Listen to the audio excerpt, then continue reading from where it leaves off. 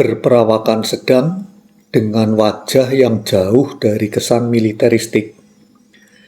Imade Mangku Pastika sering mengecoh orang dengan penampilannya yang sederhana, tak mau menonjolkan diri. Padahal pria kelahiran 22 Juni 1951 di Desa Musi, Penyabangan, Buleleng, Bali ini sedang di dalam gemerlap pemberitaan selaku pemimpin tim investigasi peledakan bom di Kuta. Termasuk anggota tim ini adalah polisi negara-negara lain seperti Australia, Inggris, Singapura, dan Jerman untuk menyebut beberapa. Kondisi kampung kelahirannya itu lebih miskin daripada Desa Trenggulun, Lamongan, Jawa Timur, desa asal Amrosi, salah satu tersangka kasus peledakan bom di Bali.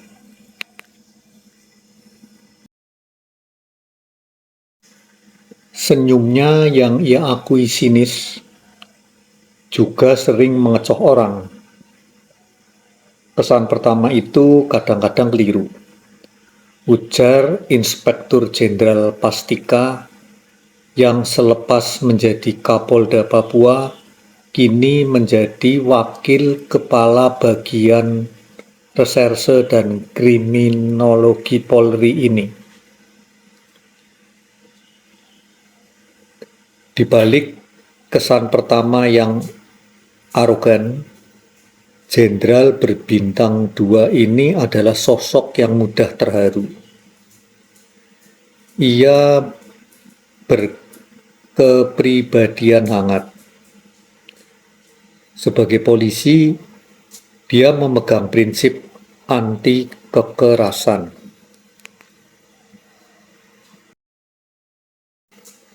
Pastika berpegang pada keyakinan bahwa menjalani hidup ini mengalir saja, namun harus disertai kerja keras, perjuangan, tidak kenal menyerah. Pengalaman masa kecil mengajarnya hal itu. Ayah 3 anak ini menjalani hidup yang berliku. Lahir sebagai anak seorang kepala sekolah dan guru SD, dunia pendidikan dan akademis melekat dalam jiwanya.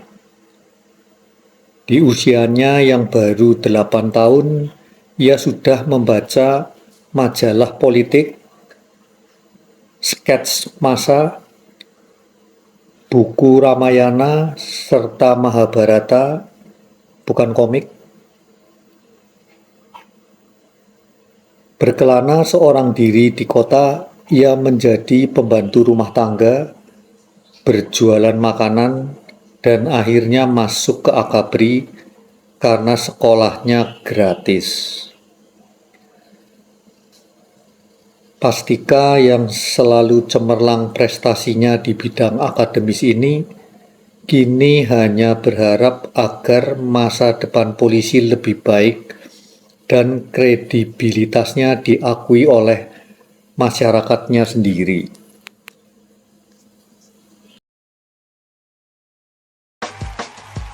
Polisi adalah sahabat untukmu. Polisi adalah milik dirimu.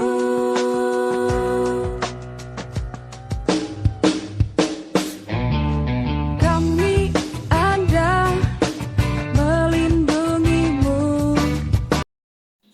Tugas ini berat. Ya, berat. Tapi kami kan sudah biasa. Untuk kasus ini, ekspektasi atau harapan orang sangat besar.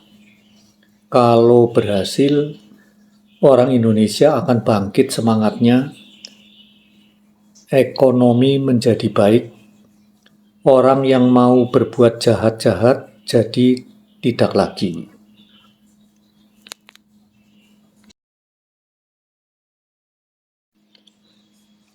Ini tidak ringan, tidak juga berat. Mungkin karena dari dulu saya sudah dibiasakan kerja keras. Baru tamat, saya dikirim ke tim-tim, dulu Timor Portugis, September 1975 yang pertama kali ke sana. Jadi komandan kompi Brimob dengan anak buah lebih 100 orang dari Polda Metro Jaya. Keras itu, kerja berat. Saya juga pernah jadi kepala Polsek Tambora, Muara Angke, tahun 1986 sampai 1988. Itu daerah paling keras. Saya ditodong di Jalan Kopi. Saya kejar, dapat lagi. Seusai itu, saya jadi kepala unit Vice Control. Saya nangkep ratusan orang yang judi pakai bis-bis. Saya nangkepin germo gigolo di Kebayoran Baru. Habis itu saya kena mimbia jadi kepala polisi PBB di daerah hitam dan daerah color. Di ibu kota Namibia masih berlaku undang-undang rasial. Kota dibagi 3, white, black, dan color. Itu yang berat, karena semua pejuang kulit hitam di situ. Tiap hari ada political killing atau pembunuhan politik. Saat hari kemerdekaan, saya in charge untuk keamanan airport karena polisi Afsel sudah ditarik. Anak buah saya banyak dari beberapa negara dan tamunya juga seru-seru orangnya. Yasser Arafat, Muammar Gaddafi. Setelah itu, saya sekolah di Seskoat, murid tamu di Angkatan Darat.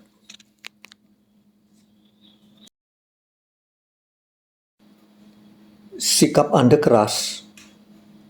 Bukan keras, tetapi kata orang, tugas ini penting banget. Bagi saya, itu suatu kehormatan, suatu challenge, tantangan. Kata orang, makin lama tugas saya makin berat. Karena naiknya pelan, saya tidak begitu merasa. Sekarang ini kan hanya mengalir saja.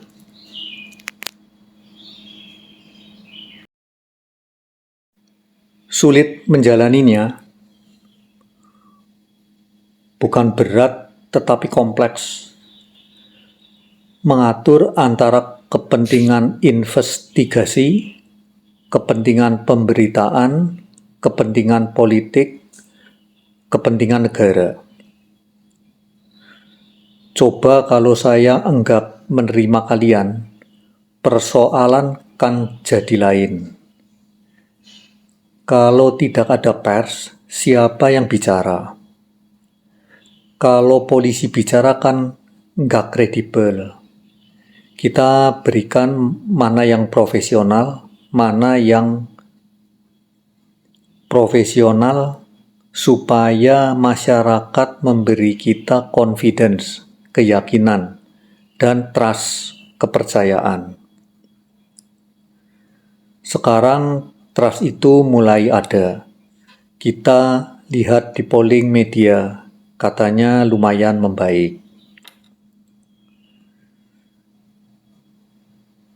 Secara teoritis, mencari pemilik mobil dari nomor kir atau nomor chassis kan gampang.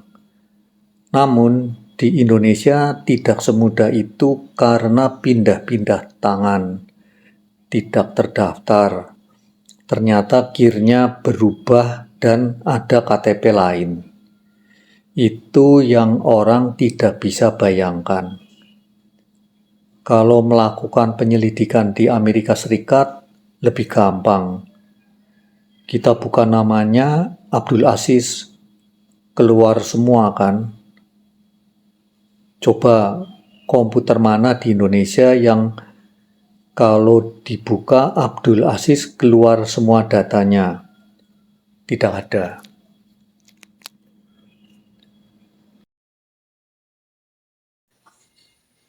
Juga kurang mempunyai teknologi. Ya, sistem nasional kita juga belum mendukung. Mungkin manajemen nasional kita, manajemen kependudukan, manajemen transportasi, dan segala macam masih semrawut semua. Kita harus bekerja dalam kondisi seperti itu. Tapi ada satu hal yang mendukung, yaitu semangat kerja anak-anak, anggota tim. Ini luar biasa. Itu sudah sepantasnya mendapat apresiasi. Kerja mereka tanpa pamrih, tidak ada duit, dengan segala cara. Off the record, dia lalu menjelaskan pengorbanan pribadi dari para anggota timnya. Bagaimana kiat menjalin kerjasama internasional? Kita harus berbekal manajemen yang bisa dipahami oleh mereka yang dari negara-negara lain. Pada dasarnya mereka orang-orang yang mau mengerti, bukan orang-orang yang mau menang sendiri. Persoalan kita selama ini mungkin faktor bahasa. Terus terang, kemampuan bahasa kita kurang, sehingga sulit berkomunikasi. Mungkin perlu bagi para perwira kita untuk mengupgrade diri di bidang bahasa. Karena kejadian seperti ini akan terjadi lagi. Sekarang memang zamannya borderless crime. Terorisme, narkoba, people smuggling, itu yang namanya borderless crime. Transnational crime. Orang kita sudah lumayan ada, tidak banyak, tapi perlu kaderisasi.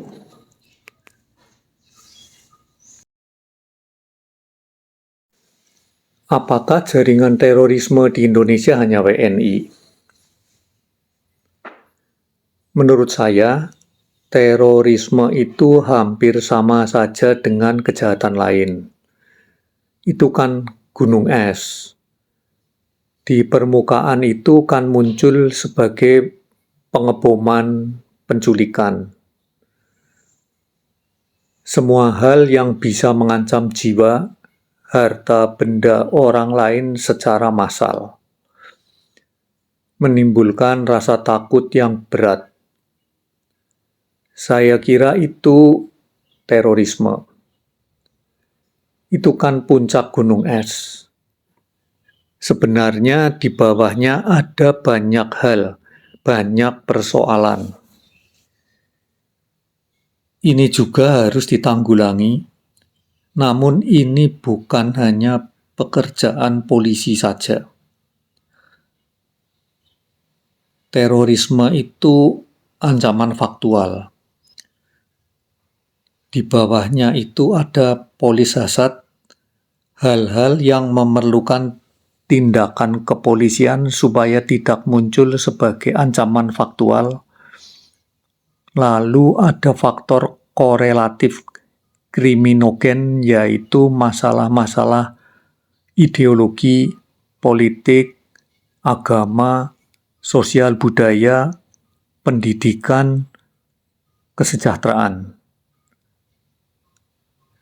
Sepanjang masalah-masalah itu tidak tertangani dengan baik, masalah-masalah ideologi, politik, ekonomi, maka itu akan naik menjadi ancaman faktual. Akibatnya, terorisme tidak berhenti-henti.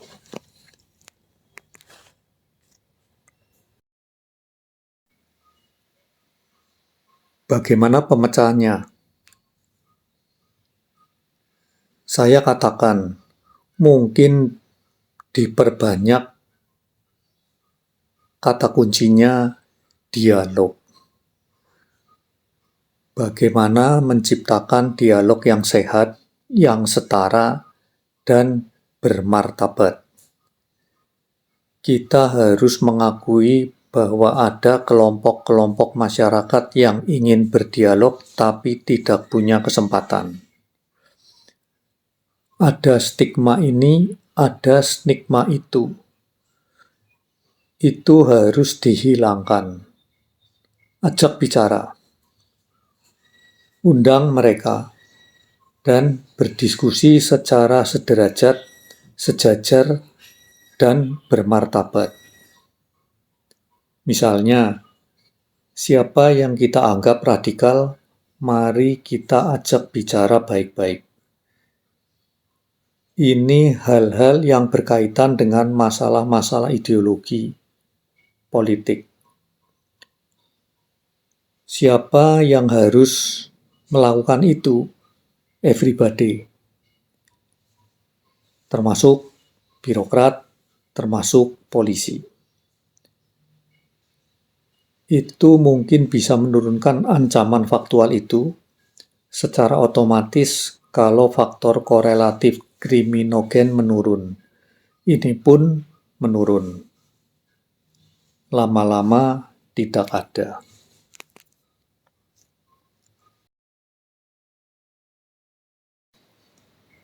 Bagaimana gambaran polisi masa depan? Polisi yang merangkul, bukan yang memukul.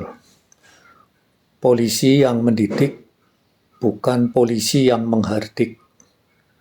Polisi yang mengajak, dan bukan polisi yang membentak. Tentang Imade Mangku Pastika. Ini sebagian dari wawancara panjang yang dilakukan oleh Ratih P. Sudarsono, Cokorda Yudhistira, Iswara Laksmi, yang dimuat di harian Kompas 24 November 2002 di kolom lebih jauh dengan Imade Mangku Pastika.